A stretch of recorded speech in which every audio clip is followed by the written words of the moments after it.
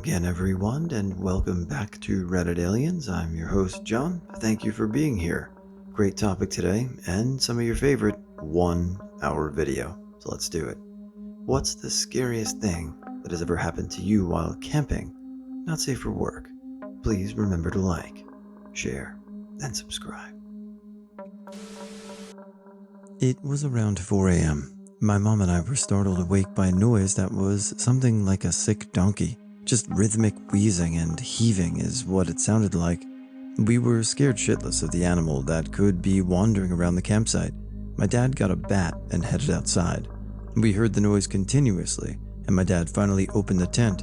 He pointed at a dude pumping his mattress about 100 feet away. Was backpacking with my sister and my nephew in late spring. We set up camp and decided to go for a little hike before dinner. I thought last minute to bring the first aid kit just in case and put it in my jacket pocket. We're by the river, which was going pretty good from the snowmelt, and my sister wants a picture on a snowbank. What she didn't know was that the river had carved out the snow underneath and she was basically standing on a snow shelf. I lined up the camera, pre-smartphone, and 1 second she was in view. The next second, she's gone. She had fallen through up to her armpits. I instinctively dove onto the snowbank to grab her hand, and my nephew grabbed my ankles in case the whole thing collapsed. We managed to haul her out with nothing worse than freezing wet socks and shoes. I, on the other hand, had a bruise and small cut in my abdomen from landing on the first aid kit during my dive. I was camping near Burkittsville, Maryland, plot location for the Blair Witch Project, and I went out to pee by a tree in the middle of the night and noticed one of the movie's iconic stick figures tied to nooses hanging from the tree. Obviously, it was something or someone trying to be funny, but needless to say, I didn't sleep much for the rest of the night. I was camping before the Passover Salcante. Something large kept bumping on my tent and breathing heavily, and it was heavy. I felt it thump on the ground. I was going to maybe make some noise or walk up a few people in tents around me, but didn't want to be rude. Didn't want to embarrass myself, or possibly as there was a woman in the group that I had been getting on well with and was a bit smitten with her. The darn thing kept making low guttural noises and kind of pushing up against my tent wall. I went over what it might be that lives in the Andes and was like, F it, unzipped the tent and peeked out. It was a large domestic cow that was laying next to my tent. Being raised on a farm, I just kind of shooed it off. Didn't want it rolling on me or something as I was sheltering next to my tent to sleep. Those were a few scary moments of decision-making thoughts to peek out. Camping in BC. Wet and mostly deserted campground, pretty far out. Only saw one other vehicle on our way in, and we were the only occupied spot out of hundreds. Later at night, pitch black.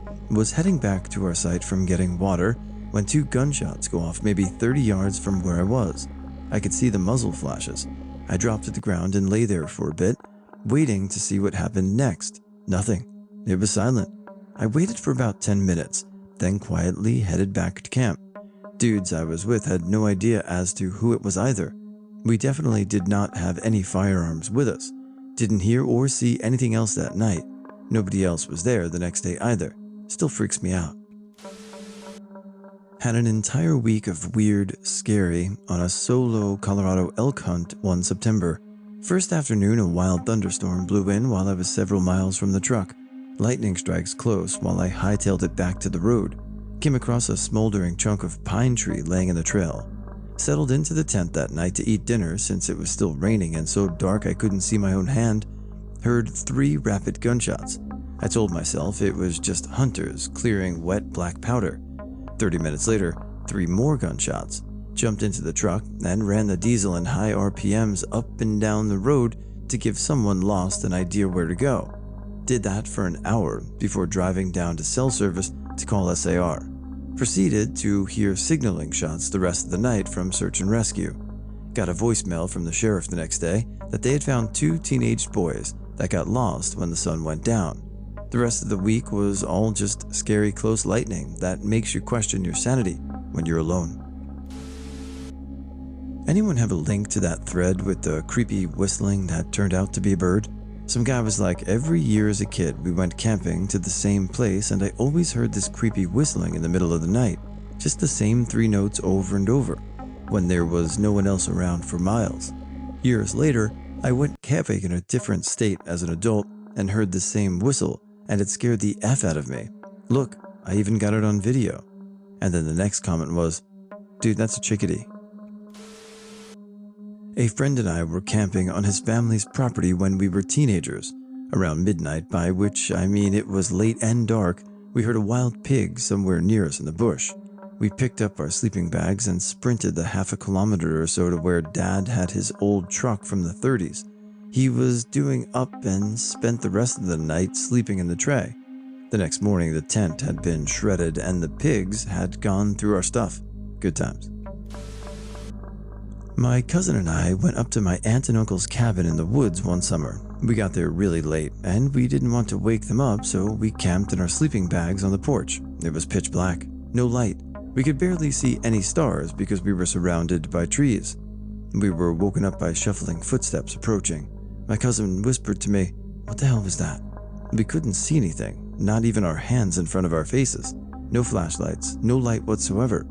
This was years before cell phones were common. We couldn't see it, but we could hear it, more shuffling getting closer.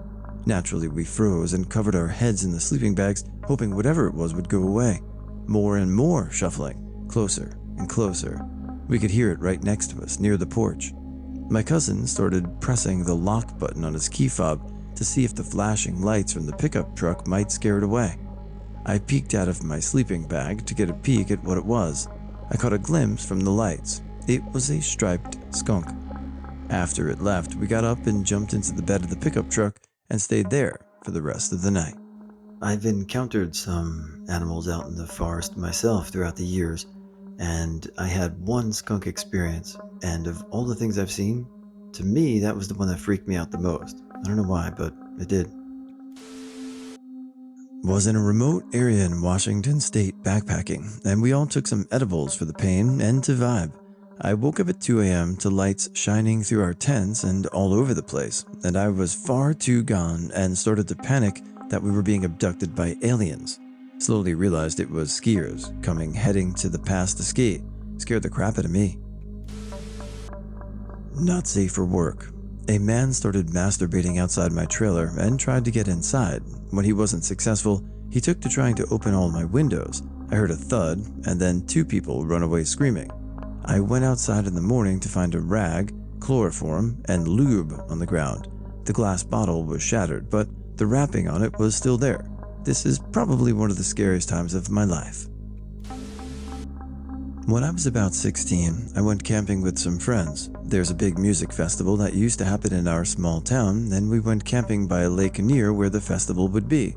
We thought it would be fine since the festival was still a few days away, but we were wrong. We got to our campsite, and at first everything is great. Then a group of 20-somethings show up. They came over to say hello. They tell us they were from out of town and they're for the festival. They try to sell us drugs. We say no thank you. They leave. Then every hour or so, they started shouting things at us. We try to ignore them because it's nothing threatening, just weird shit. They keep coming back over, acting weirder and weirder each time. They were high out of their minds. They're trying to sell drugs to us, hang out with us, take our food, etc. When you're a straight-laced kid, having to deal with that is unnerving. Eventually, night comes. We go inside our tent and are chatting when we hear a woman screaming, like straight-up terror screaming, and it lasts what feels like forever, but was probably a minute or so. Then a really loud thud, and silence. At this point, we're terrified. We know it came from their campsite, so we call the police because it sounded like someone might have been hurt. The police come. No one was hurt, no arrests made, except now, these people know we called the police on them. After the police are gone, their shouts towards our campsite are suddenly a bit more specific and a whole lot more scary. So, we throw all of our shit in our cars, speed the F out of the campsite, and since it's almost dawn now, we end up breaking into the marina and spending the rest of the night laying there on the docks, watching the sunrise over the water. It was a nice end to an awful night. I was at Boy Scout camp, and I was at the commissary getting food for the group for the day. It seemed like a normal day weather-wise, but all of a sudden a storm rolled in quicker than I've ever seen. Perhaps we should have stayed put, but we booked it back to our campsite. The storm felt like it was following us. As we sprinted, the sound of thunder was deafening, and it seemed to be gaining on us. The flash and the sound was damn near simultaneous. To our right was a gigantic tree. We saw 3 people, scouts and leaders, taking shelter beneath it. A lightning strike hit the tree. We found out later that it killed one of them. I was absolutely terrified when I made it back to our shelter. It's not things bumping in the night scary, but I still think back to that event. A friend of mine who was darker skinned hit up a campground in Central Oregon with a few friends from his biology graduate program. They set up camp, and soon from inside the tent, they started hearing a big commotion and yelling. Eventually they peeked out and realized that there were literal Klansmen yelling at them to get out of their town. They obliged. Boyfriend and I went camping in the middle of nowhere northern Arizona. Seriously, it took us probably an hour and a half of off-road driving to get to this spot we finally liked. Not really on any real road. We were wanting to get off the beaten path and do some hiking and look for mushrooms, and no better place than deep into the forest. It was super cold this night, so I was just waking up pretty frequently to cover myself up with more blankets or put on another sweater, or just check on the dog and make sure he was nice and bundled up. He was, don't worry. One of these times I remember waking up and I was so relieved to see the sun shining into our tent. This beautiful round light just shining down on us. It lit up the entire tent to where I could see my dog sleeping peacefully at our feet. I remember I was so tired from being up all night because of the cold that I decided to roll over and just try to sleep a little more. But before dozing back off, I remember thinking just how strange it was, how perfect the sun was rising, that it shone into our tent like that. I remember snuggling up to the sleeping boyfriend, patting the dog, and dozing off. Well, just like the rest of the night, I wake up again not too long after, and it was pitch black out. No light whatsoever. I woke my boyfriend up in an absolute panic, told him what had happened, and he didn't really believe me, and just passed right back out. I searched for my phone and checked the time. It's only 2:13 a.m. I still to this day have no idea what I saw in those woods that night, and with my boyfriend likes to make fun of me and say it was aliens. I just cannot get over the fact that we were so far out into the woods, not even on a real road, and the most logical thing I can think is someone stumbled upon our camp at around 2 a.m. and looked around our camp, put a light on our tent for easily over a minute, just completely silent. Just absolutely makes my blood run cold every time. Never went camping again. Alright, wilderness experts, what do you guys think? Could it have possibly been a full moon? Was it maybe just a lucid dream? Or aliens? A bear came in the night and tried to dig out our bear canister from under the picnic table. No one heard it or woke up, but when we came out in the morning, we saw a massive hole dug out in an attempt to grab it. Thankfully, it was a pretty lazy bear and obviously gave up. He did steal our pots and pans though. I was 13 or 14. We were in a little 16-foot camper rather than a tent, which is probably the only reason we survived. Lightning hit a tree barely 10 feet or 3 meters away. The shock and terror was responsible for me swearing in front of my mother for the first time. My friend's car broke down in Colorado on a college road trip, and we lost most of the day getting it fixed. We were traveling east to hit a few 14ers, the collegiate peaks, and we planned on camping each night. It was getting dark, and a storm had started up. We decided to pull up into a dispersed site and get the camp set up ASAP. We pull into a nice tree area and set up the tent by headlamp in a hurry. We settled in for the night, and in the middle of the night, my friends woke us all up saying she heard breathing outside the tent. She had never camped before, and we kind of wrote it off as her being uncomfortable in the woods in a storm at night. When we got up the next morning, we realized we had set up right under someone's bear bag. It's very common for campers to sling their food and smelly items that a bear might like up over a tree branch so the bear can't reach it.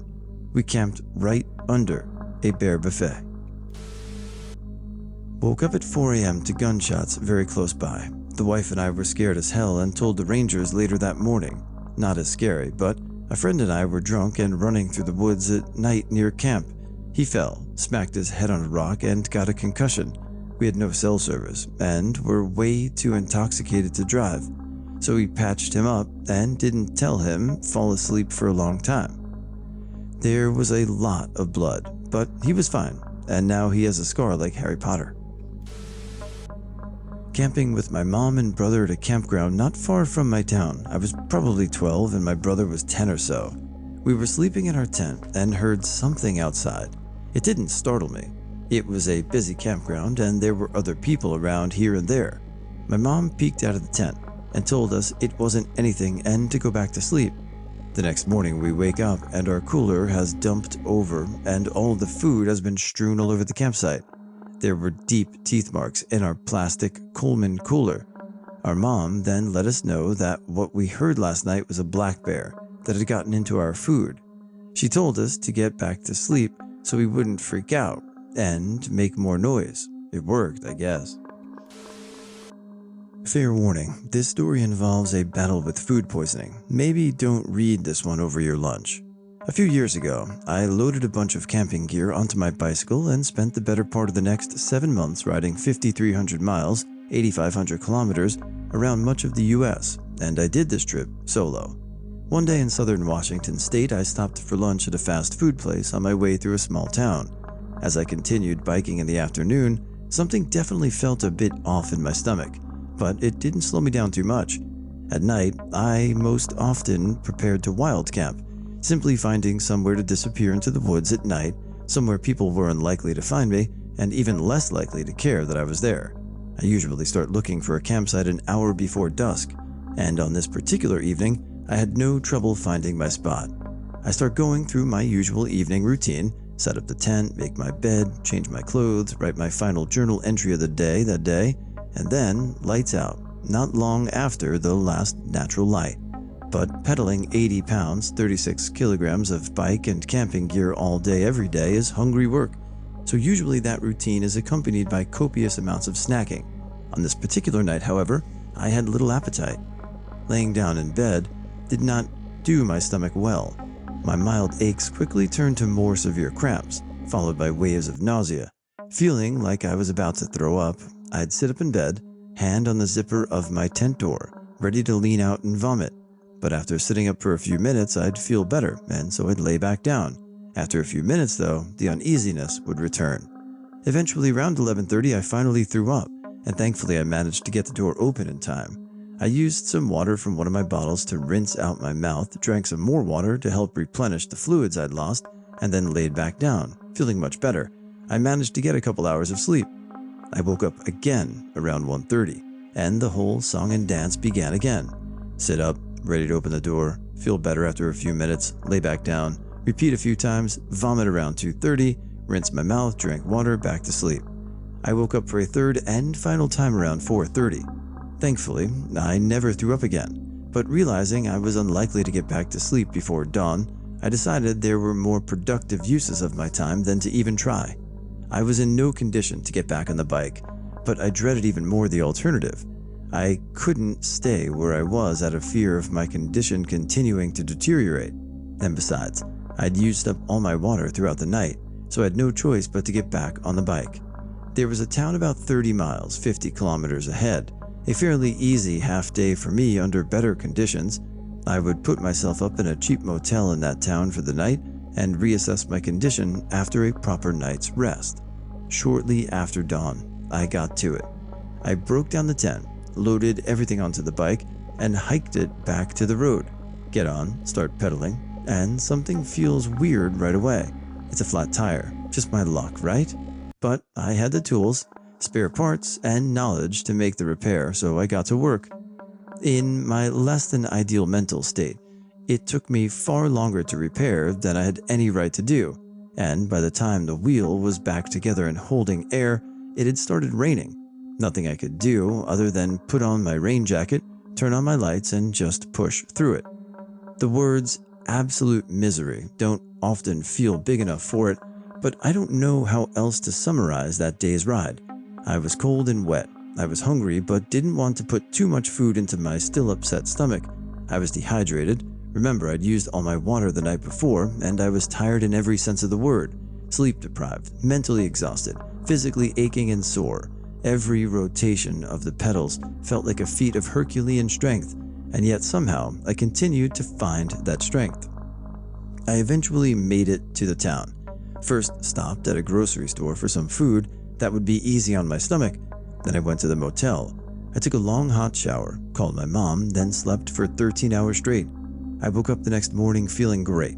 A light breakfast went down easily, and I decided to get back on the bike.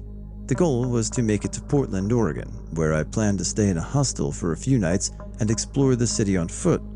It would be 60 miles, 100 kilometers, a fairly long day for me, even in the best of health. That day went by quite smoothly, but to make a long story short, due in part to some poor judgment on my end, the stomach cramps caught up to me the next day when I was out at a museum. The day after that, I just took a rest day at the hostel, which ended up being a good call, as the food poisoning really came back with a vengeance. Not throwing up this time, but now in the form of diarrhea. TMI, I know, but you asked. Thankfully, that got it all out of my system. The next morning I felt great, and after a full day on my feet, I returned to the hostel late that evening, still feeling fantastic. In hindsight, I'm just thankful the shits waited until I was back in civilization. Throughout that chapter of my life, I had a few incidents that could be described as scary, but usually just in a creepy way. But when it comes to actual rational fear for my safety, the food poisoning incident has everything else beat by quite a margin. TLDR. Rode a bicycle across the US on my own. While camping in the woods one night, I came down with food poisoning. First thing the next morning, I had to deal with the bike breaking down before riding half a day through the cold rain to a motel for some proper rest. 10 out of 10. Would still recommend biking across a continent.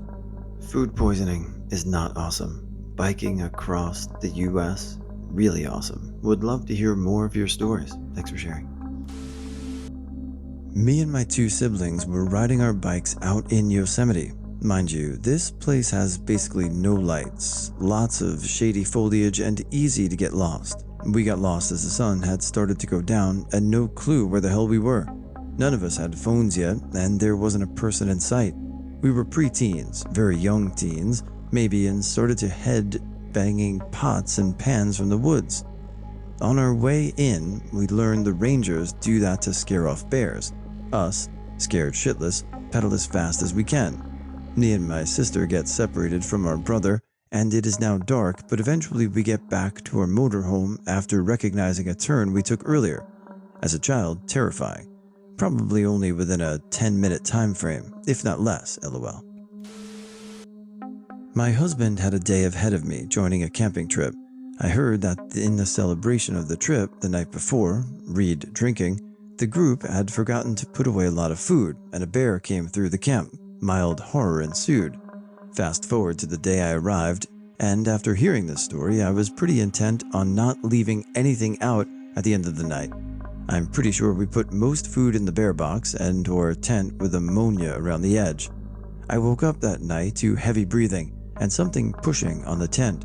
My heart sank, and right when I tried to just breathe normally and tell myself sweet nothings, my French bulldog starts growling.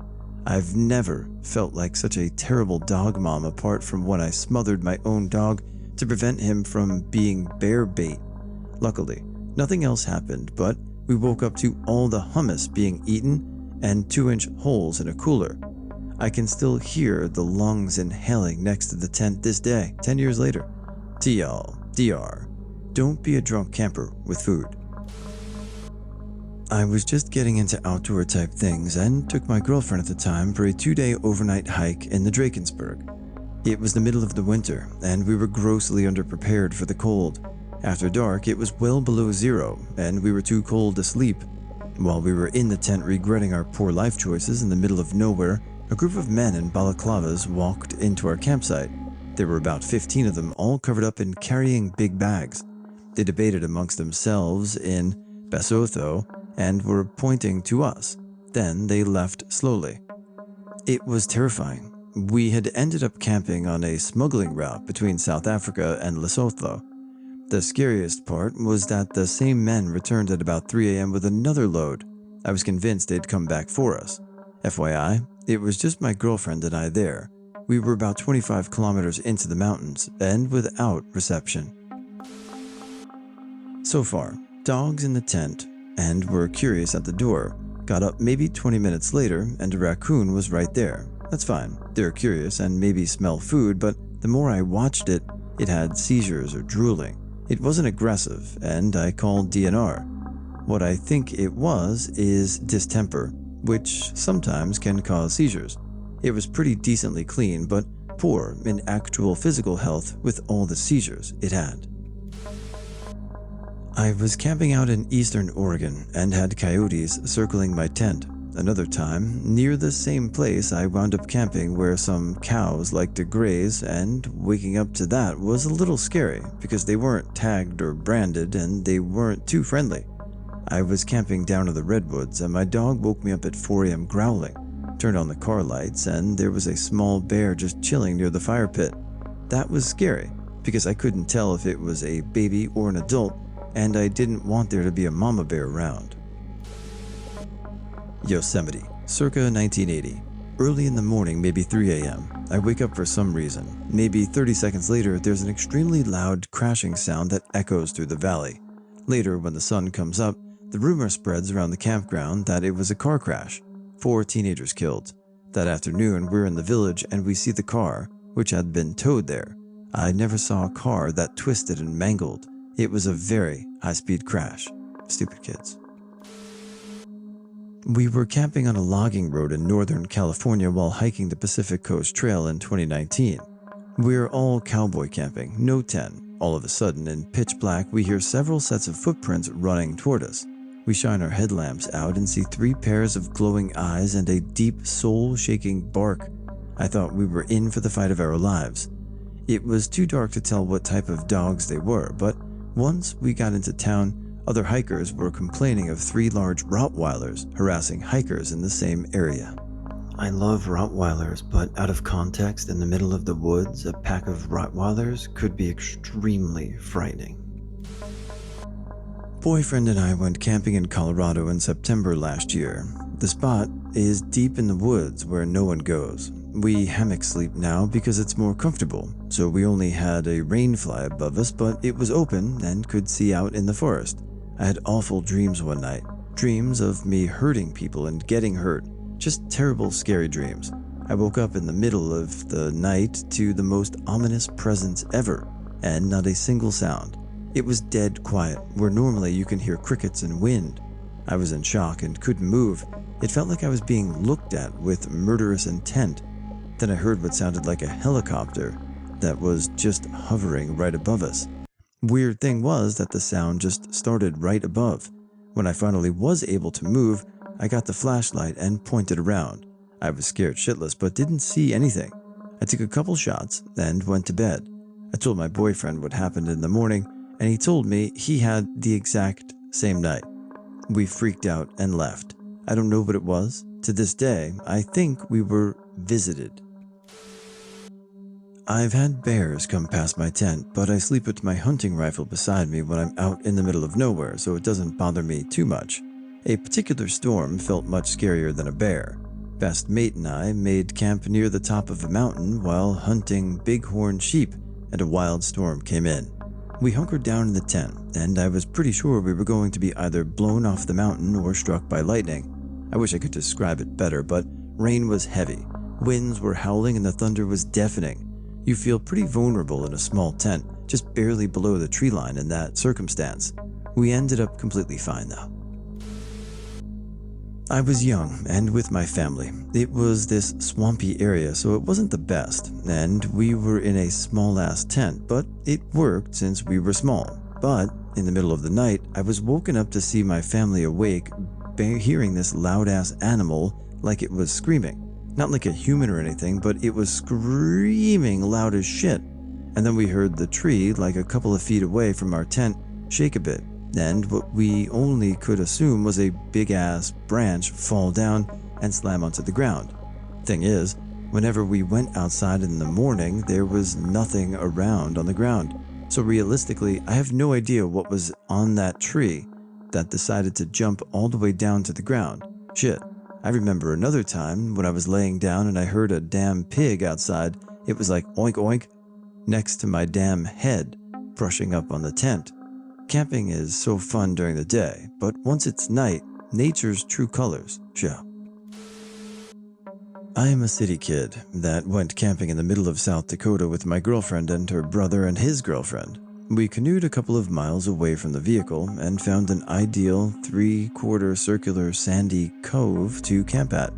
We did everything right, sleeping on the extreme end of the beach and having no food in the tents, with it suspended by ropes in a cooler about 16 feet off the ground on the exact opposite side, approximately 100 meters away. In the middle of the night, in a shared sleeping bag, she grabs my thigh and says there's something outside, and immediately passed back out, apparently content to pass on this knowledge. There was an effing bear doing figure eights between our tents, which were so close together that its fur caved in the sides during this time. I was instantly awake, but had nothing to bang together without me getting out a loud sleeping bag. I've had guns pulled on me twice, and guys with knives come at me twice, and this was by far more terrifying. I spent what seemed to be 900 years, but was really more like 2 hours, slowly pulling down the zipper to the bag and very silently doing the same to the bug fly and tent door. When it was about a third of the way through the tent door and the sun had started to come up, the bear that was now in the water started running at a full clip between the tents that totally caved in the side of mine. He ran off into the woods and I started screaming to them, "Get up, there was an effing bear," and they laughed at me until they got out of their tents and saw the depth of the footprints in the sand. We had our shit collapsed and the food retrieved in under 5 minutes. I am not a very brave or experienced camper, but my son and I tent camped our way across the country one summer and had a lot of fun. When we go to a state park in Colorado, we set up everything, and I was reading this little brochure they give you at the ranger station when you check in. It had a section about bears, which began, "When a bear approaches your campsite." I wasn't too crazy about the fact that it said when instead of if. I'd never dealt with bears before, so I was a little nervous. I made sure to keep all food stored in the car, which was parked in a lot about 50 yards away. We never did see any bears, and it turned out to be a great little campground with prairie dogs and lizards running around everywhere. The first trip we had after getting the new chainsaw to cut our own wood with. The second night we were there, we were woken up in the morning by some dude yelling, "Help, help, help me, hey, help me." We get out of the tent to see a dude bloodied up walking to our campsite. Turns out the friends he were with got drunk, beat him up, and tried to drown him in the small river nearby. He managed to get away. We barely got a cell signal to call for help. We ended up throwing him in the back of my car and driving toward an ambulance on its way to us. We were about 45 minutes away from the closest town. He was kinda messed up, but was released from the hospital later that day. Made for a great story at work on Monday when people asked how the camping trip went. My answer was, I got to use the chainsaw. We had to call an ambulance. Shocked faces. Don't worry. The incidents weren't related. A few years ago, when me and my friends went camping, we went to go hike for a while, and after we went hiking, we of course had to drive back to our camp since it was already getting late. While we were driving back to our camp, it was already nighttime, we suddenly saw a mountain lion in front of us that was on the roads about to get into the woods. After we drove by the mountain lion, me and my friends froze for a bit since we weren't expecting it, and when we got back to our camp, we told one of the employees at the campsite about it, and she had explained that there was nothing to worry about since mountain lions around that location that we camped at don't really harm any campers. They just hunt for animals like deer. Me and my friends had a sigh of relief after that, but I will admit that I was still a bit terrified since I had just seen a mountain lion for the first time in my life, especially at night. I was even scared to sleep in my tent since I felt like a mountain lion was going to pass by our campsite at any time of the night.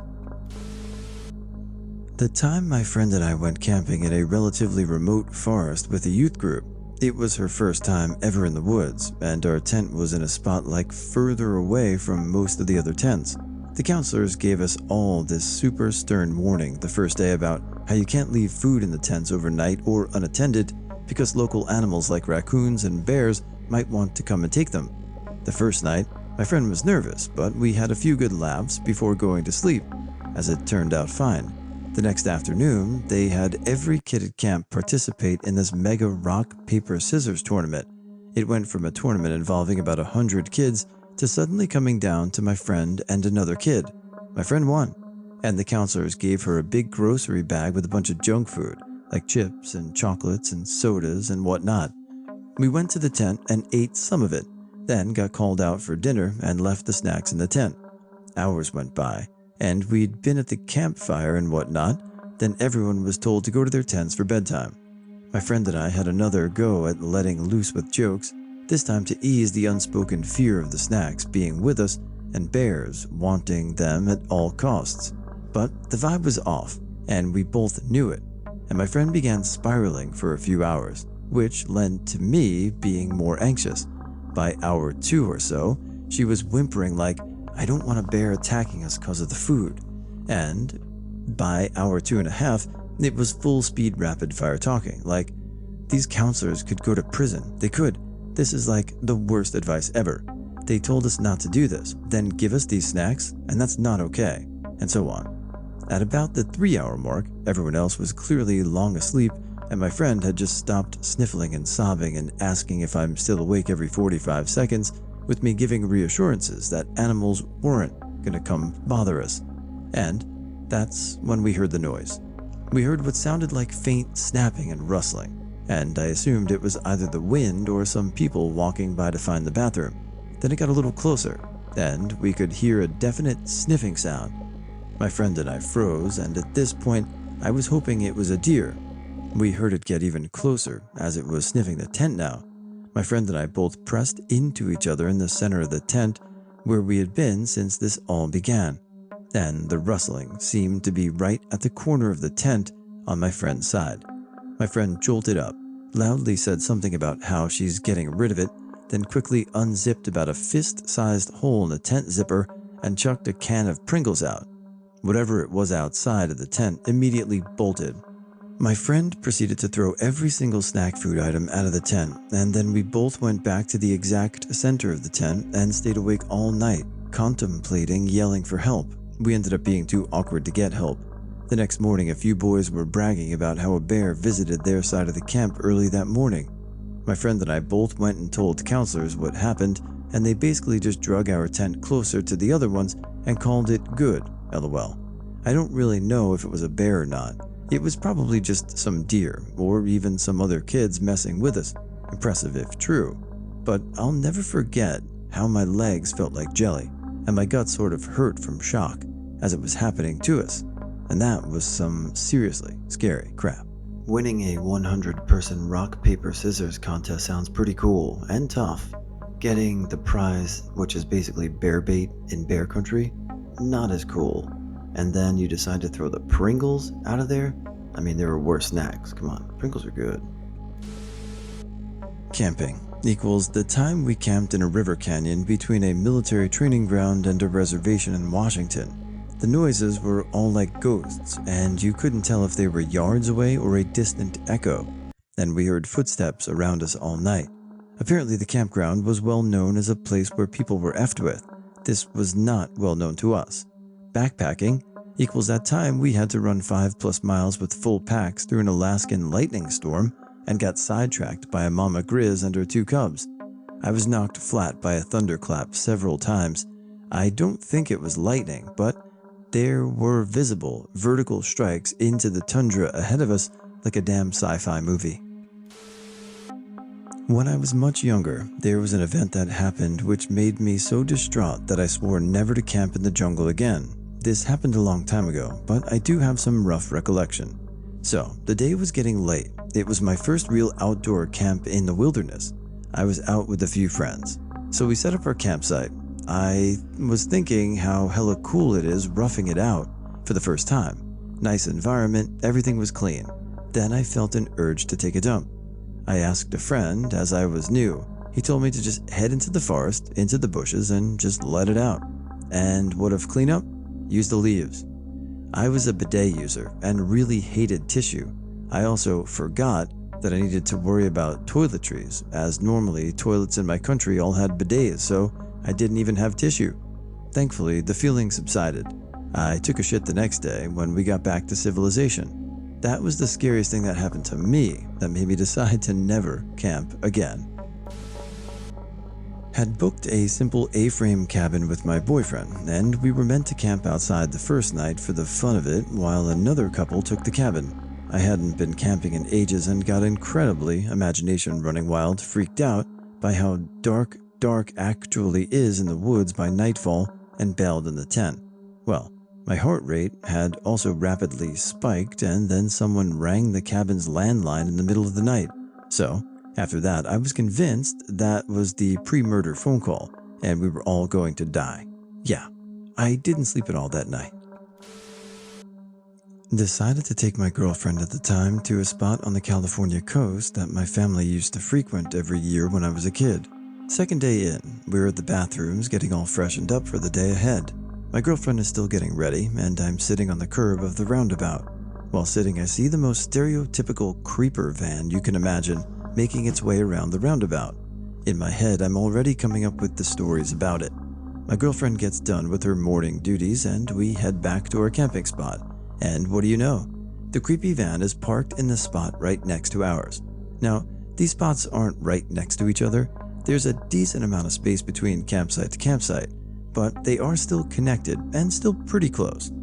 I think it's unfortunate that they chose that spot, but don't think much of it until evening sets in.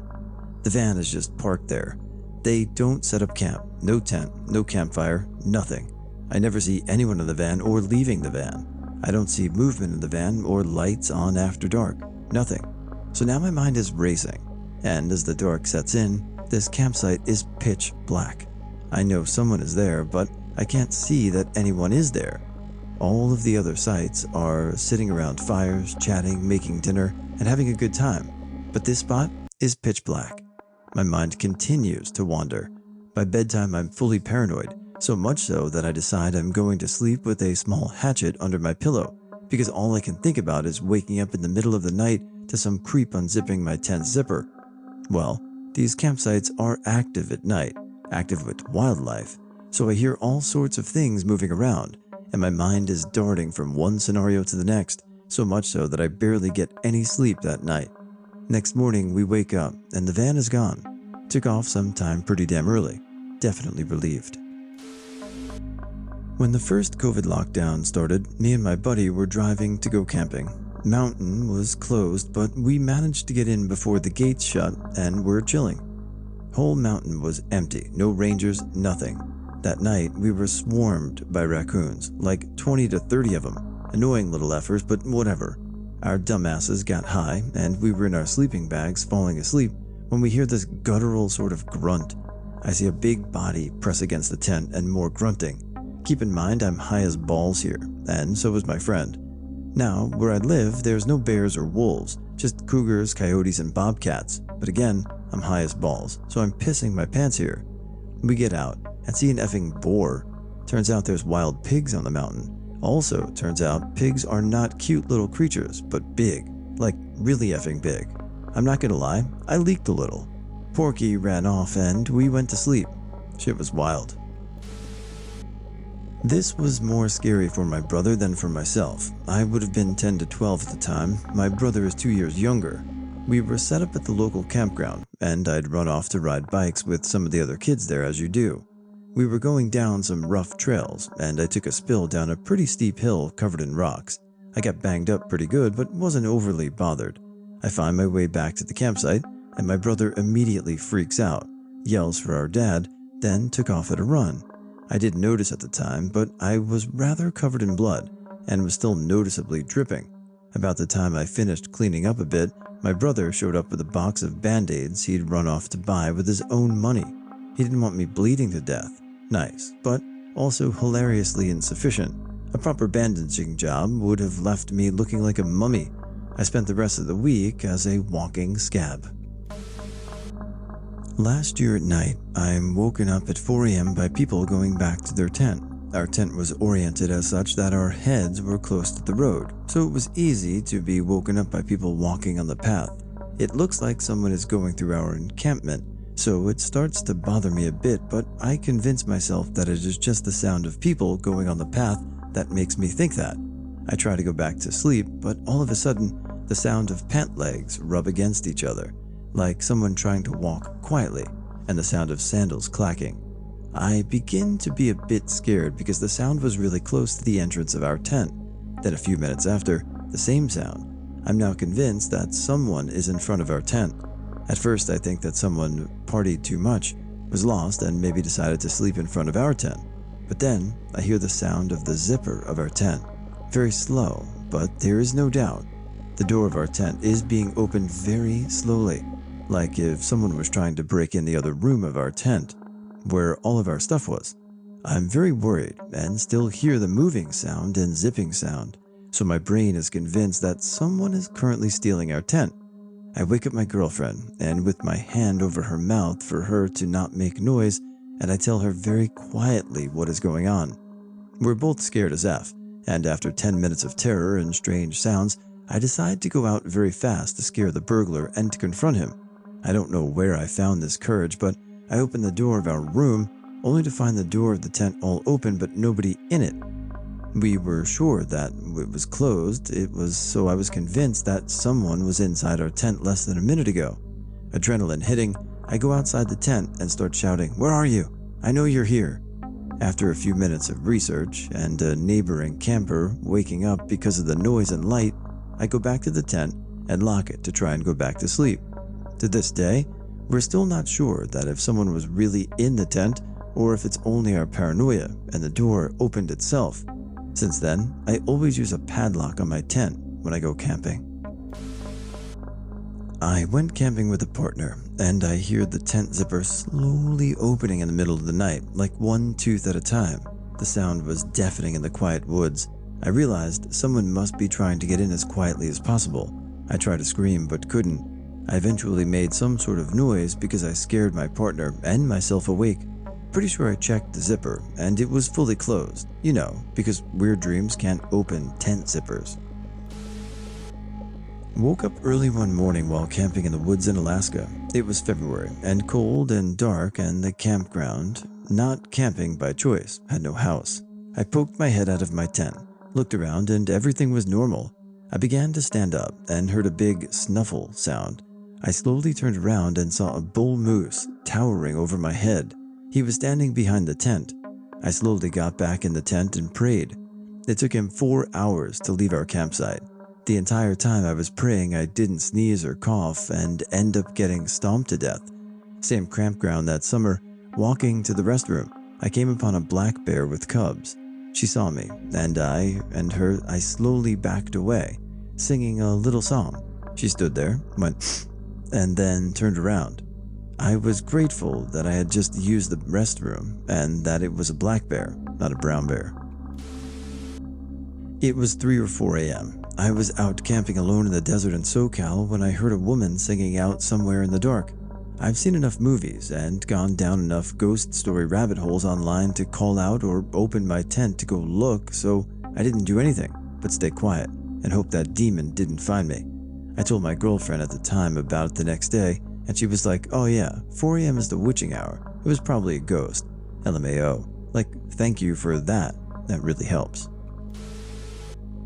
I was on the other side of the creepy experience one time. I was camping with my family in the swamp. It was the kind of situation where you had to canoe to the campsite, so there weren't any people around. Well, after dark, we were hearing noises out in the swamp and got freaked out, so my uncle went to investigate.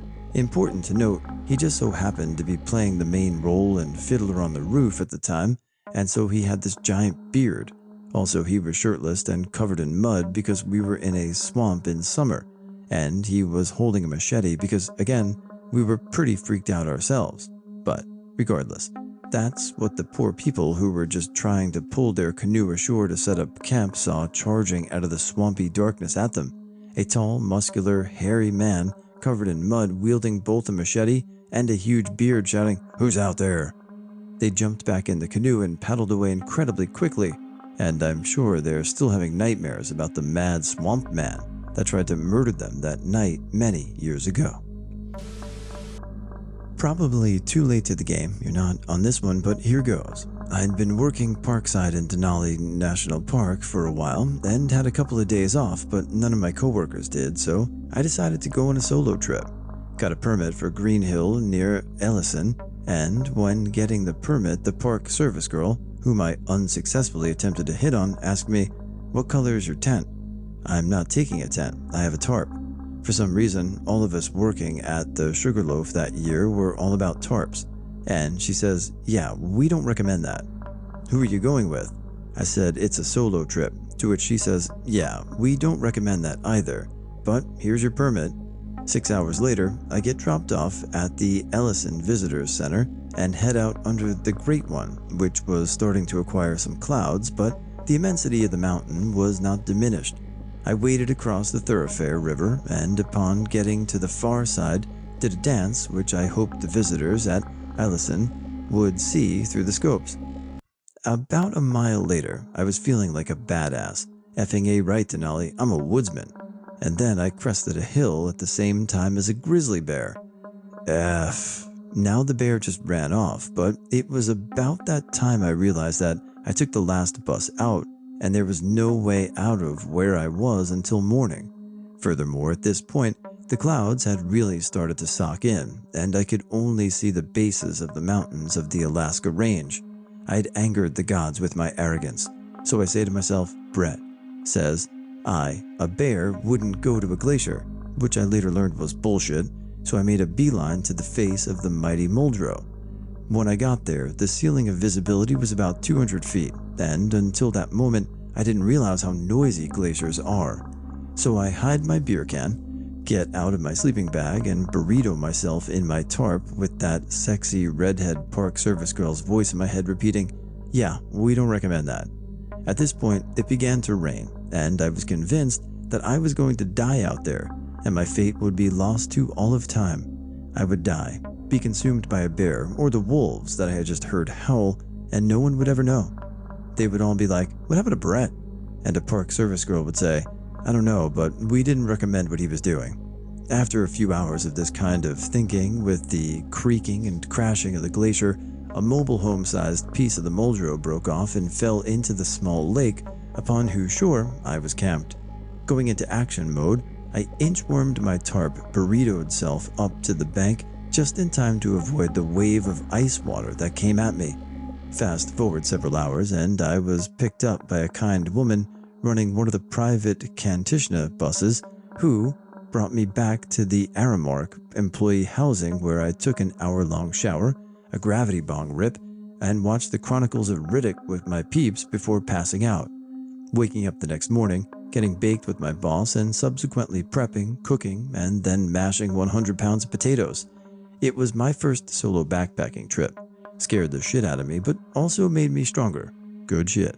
Usually, if something goes awry on a camping trip that's not a natural happening, it's usually pride that leads us down the road.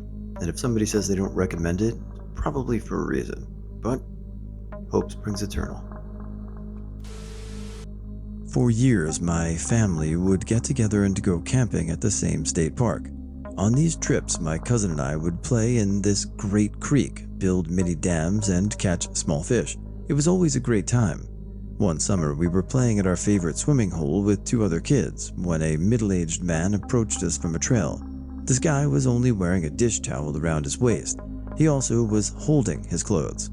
The guy began to talk to us, asking if we saw his puppy and that he had lost him. I was only 11 years old at the time and knew immediately that something was wrong. So did my cousin and our 2 friends. We told him no, and that we'd tell our parents to keep an eye out for the dog. I'd hoped he would walk away at this point, but he continued to talk to us about this puppy. Then all of a sudden, he dropped the dish towel and stood there completely naked. I imagined it was only for a minute or 2, but it felt like forever. He eventually apologized, covered himself with his tiny towel, and walked away.